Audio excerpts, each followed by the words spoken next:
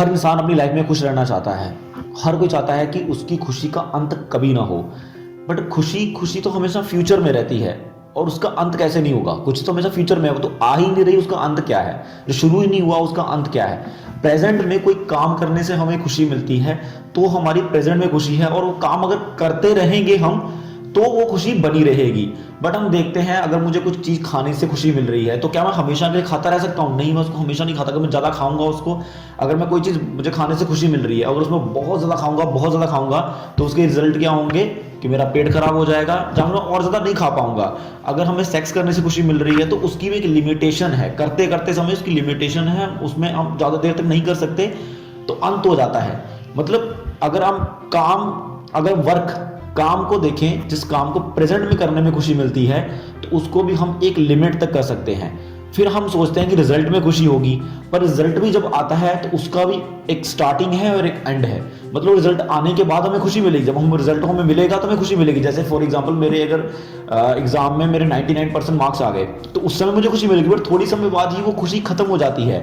तो मतलब अब वैदिक जो हमारी साइंस है, जो वैदिक जो साइंटिस्ट थे, उन्होंने पता किया कि यार अगर हमें कांस्टेंट अगर एक खुशी चाहिए अपनी लाइफ में तो क्या किया जाए। अब एक कांस्टेंट खुशी तभी मिल सकती है जब एक्शन में खुशी रहे, क्योंकि रिजल्ट आएगा और वो खत्म हो जाएगा। एक्शंस कभी खत्म नहीं होते, एक्शन आप लगातार कर सकते हो और वो कभी खत्म नहीं होते। बट ऐसे कौन से ऐसे एक्शन हो कि जिनसे हमें करने से लगातार खुशी मिले? अब दिन भर के काम करने पड़ेंगे, अब दिन भर के काम करेंगे तो उसमें उन एक्शंस को करने में अगर खुशी नहीं मिलेगी, कुछ पर्टिकुलर टाइम पे ही कुछ एक्शंस करेंगे, उन्हीं एक्शंस को करने में खुशी मिलेगी। जैसे फॉर एग्जांपल खाने में खुशी मिलेगी, अब ये तो नहीं दिन भर खाते रहेंगे। तो कैसे इस तरीके से चीज़ों को डिज़ाइन किया जाए कि हमें हर दिन के हर समय खुशी की अनुभूति हो या शांति की अनुभूति हो, शांति की प्राप्ति हो। तो इस चीज़ को करने के लिए हमारे वैदिक साइंटिस्टों ने एक ऐसे लाइफस्टाइल को अडॉप्ट करने के लिए पूरी जनसंख्या को बोला। आज से हजारों साल पहले की, 1000 साल पहले की बात कर रहा हूँ। उस समय जो हमारा एजुकेशन सिस्टम था वो लोगों को क्या सिखाता था, मैं उस बारे में बात कर रहा हूँ। किस तरीके का लाइफस्टाइल बच्चों को सिखाया जाता था, किस तरीके का लाइफस्टाइल उस समय के लोग फॉलो करते थे कि वो इतने पीसफुल रहते थे, इतने काम रहते थे। मैं कल ही अपने एक दोस्त से बात कर रहा था, मैं उसको बता रहा था कि यार कितनी सही है पुराने लोग, मतलब जो हमारे जो पूर्वज थे कितने इंटेलिजेंट थे। मतलब खाना खाना है भैया, खेत है खेती कर लो, खाना मिल गया। घर बनाना, मिट्टी का घर बना लो, घर बन गया। मतलब उनकी लाइफ में कोई पैसे को लेकर कोई एंजाइटी नहीं थी। बट आज हमारी जिंदगी में पैसे को लेकर बहुत बड़ी एंजाइटी है। आप एक चीज देखो, आज की और जिस समय लॉर्ड मैकलॉय आया और उसने पूरे इंडिया में घुमा, और उसने देखा कि भैया इंडिया में फाइनल उसने क्या पता बोला, अब गूगल में सर्च कर सकते हो। फाइनल उसने पूरी रिसर्च करके इंडिया में पता क्या बोला था, इंडिया में कोई भी भिखारी ही नहीं है। और जबकि उस समय, जिस समय अंग्रेज हमारे भारत में आए तो उसमें कितने ज्यादा साधु संत उस समय भी थे।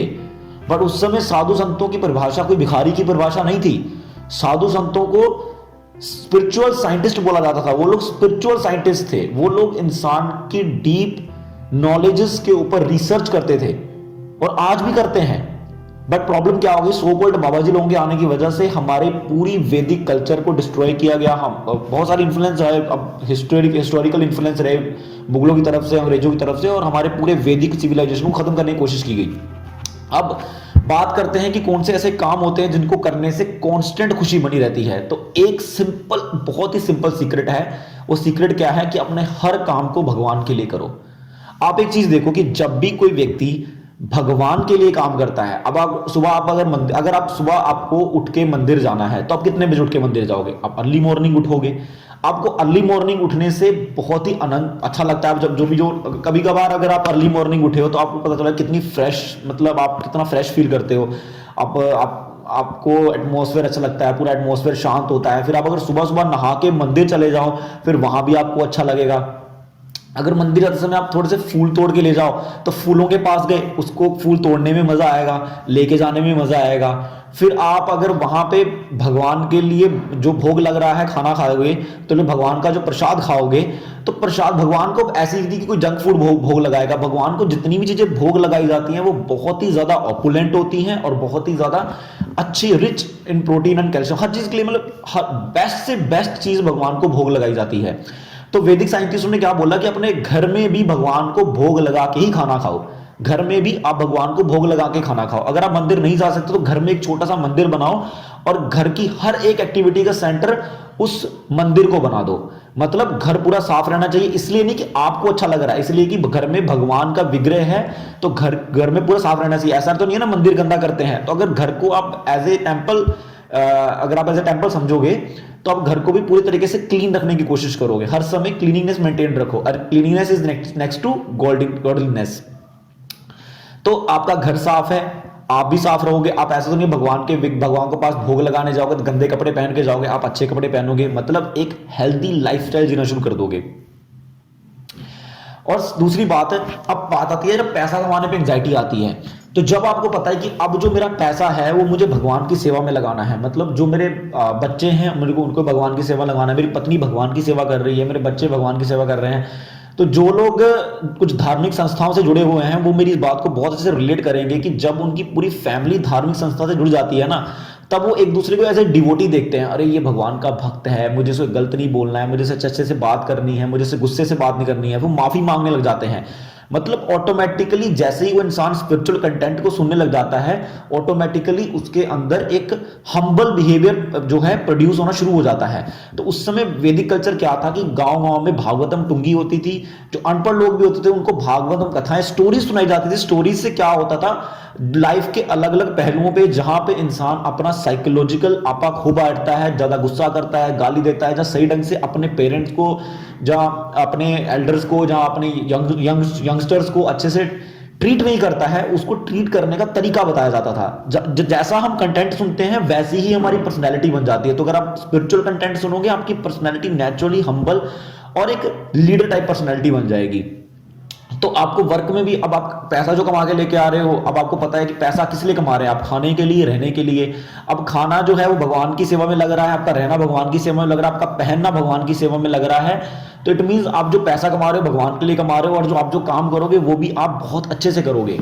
अब यहां पे एक और चीज पकड़ो कि जितने भी लोग अब बाबा जी लोगों के पास क्यों जाते हैं आप हर सवाल पूछने के लिए, और मैंने आपको पिछली वीडियो में बताया था, सदीप महेश्वरी, विवेक बिंद्रा जी, जय शेट्टी जी, इन सब ने स्पिरिचुअल कंटेंट को समझा है, भगवत गीता को समझा है, उसके एसेंस को समझा है, उसके पीछे डीप साइंस को समझा है। अब इनके पास मैक्सिमम ऑलमोस्ट आपकी लाइफ की हर छोटी छोटी प्रॉब्लम के ऐसे आंसर्स होंगे जो आपको विजडम दे देंगे। मतलब स्पिरिचुअल नॉलेज से आपको बहुत ही बड़े लेवल पे, मतलब माइंड के लेवल पे बहुत ही बड़ा विजडम मिलता है। मतलब आपकी लाइफ एक विजडम में चली जाती है और आप लाइफ की डिफिकल्ट सिचुएशंस में भी काम रहते हो और उसको अच्छे से हैंडल कर पाते हो। तो ये है वो सीक्रेट और ये है वो काम करने का तरीका जो आप दिन भर करो तो आपकी जो खुशी है वो दिन भर बनी रहेगी। आपकी खुशी जो है, आपकी खुशी कभी भी फ्यूचर में नहीं जाएगी, आपकी खुशी हमेशा प्रेजेंट में बनी रहेगी, क्योंकि काम करने में खुशी है, रिजल्ट में कोई खुशी नहीं है। ये बात कृष्ण ने अर्जुन को भगवत गीता में भी समझाई थी कि अर्जुन, फल की चिंता मत करो, कर्म करो, काम पे ध्यान दो, अपने सिर्फ काम पे फोकस करो और हर काम को मेरे लिए करो। ये युद्ध कर रहे हो तो मेरे लिए युद्ध करो, मेरे लिए, मैं भगवान हूं, मेरे लिए युद्ध करो, तो तुम्हें उसी में ही खुशी प्राप्त होगी। तो ये है वो सीक्रेट भगवत गीता का जो दुनिया के सक्सेसफुल लोगों ने समझा है। Thank you so much.